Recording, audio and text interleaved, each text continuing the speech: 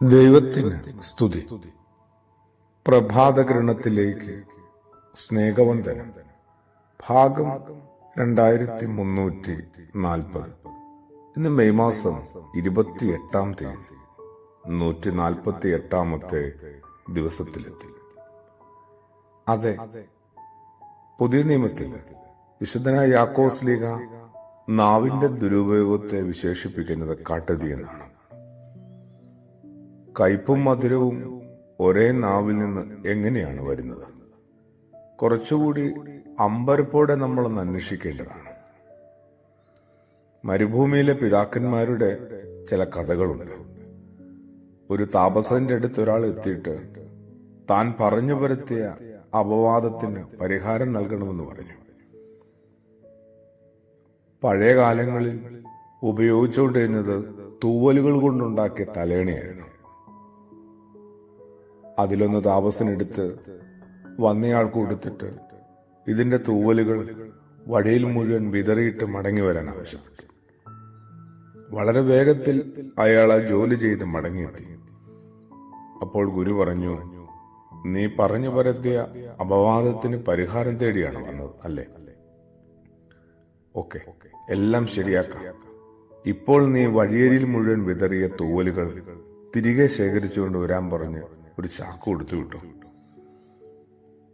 അയാൾ അത് തിരികെ ശേഖരിക്കാൻ ചെന്നപ്പോഴാണ് അറിഞ്ഞത് അത് മുഴുവൻ ചെറിയ കാറ്റിലും ഇളം കാറ്റിലും വലിയ കാറ്റിലും ഒക്കെ പറന്ന് ദേശം വിട്ടു തന്നെ പോയിട്ടുണ്ടായിരുന്നു.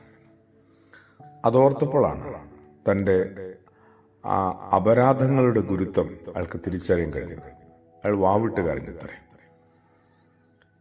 യെശയ്യാ പ്രവാചകന്റെ പുസ്തകം 5-ാം അധ്യായം വായിക്കുന്ന നല്ലതാണ്. അപ്പോൾ ഇങ്ങനെ സേറാഫുകളിൽ ഒന്ന് ബലിപീഠത്തിൽ നിന്ന് കൊടിലുകൊണ്ടെടുത്ത ഒരു തീക്കനലുമായി എന്റെ അടുത്തേക്ക് പറന്നു വന്നു. അവൻ എന്റെ അധരങ്ങളെ സ്പർശിച്ചിട്ട് പറഞ്ഞു, ഇത് നിന്റെ അധരങ്ങളെ സ്പർശിച്ചിരിക്കുന്നു. നിന്റെ മാലിന്യം നീക്കപ്പെട്ടു, നിന്റെ പാപം ക്ഷമിക്കപ്പെട്ടിരിക്കുന്നു. യെശയ്യാവിനെ പോലെ തമ്പുരാന്റെ ശ്രീകോവിലിന് മുമ്പിൽ നമുക്ക് നിൽക്കാം. അതിനു മുമ്പിൽ നിന്ന് ഞാൻ എന്റെ അശുദ്ധികളെ ഓർത്ത് വ്യാകുലപ്പെടുന്നു. ഞാൻ അശുദ്ധമായ അധരങ്ങളുള്ളവർക്ക് മധ്യേ ജീവിക്കുന്നെന്നൊക്കെ യെശയ്യാവിനെ പോലെ പറയാം. നല്ലത് മാത്രം പറയാനറിയാവുന്ന ഒരു മാലാഹ കൊടിലിൽ ഒരു കനലുമായി എന്റെ മുമ്പിലെത്തുന്നു. നീ ശുദ്ധനാകുക എന്ന് മന്ത്രിക്കുന്നു. അങ്ങനെ എന്റെ നാവിനെയും വാക്കിനെയും നിർമ്മലമാക്കാം.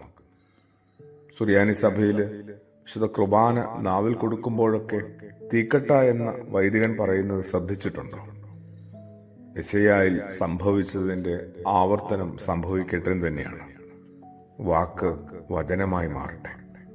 ഏതൊരു വാക്കാണോ കൂടുതൽ പ്രകാശത്തിന് നിങ്ങൾക്ക് പ്രേരണയാകുന്നത്, ഏതൊരു വാക്കാണ് കൂടുതൽ പ്രകാശത്തിലേക്ക് എന്നെയും നയിക്കുന്നത്, അതാണ് സത്യത്തിൽ വചനം. ഭൂതലത്തിൽ ആദ്യം മുഴങ്ങിയ വാക്കും അതായിരുന്നു, വെളിച്ചമുണ്ടാകട്ടെ. അങ്ങനെയാണ് വാക്ക് വചനമായി മാറിയത്. കുറച്ചുകൂടി വെളിച്ചമുള്ളതും വെളിച്ചമുണ്ടാക്കുന്നതും കൈമാറാനായിട്ട് എനിക്കും സാധിക്കട്ടെ. ആമേൻ.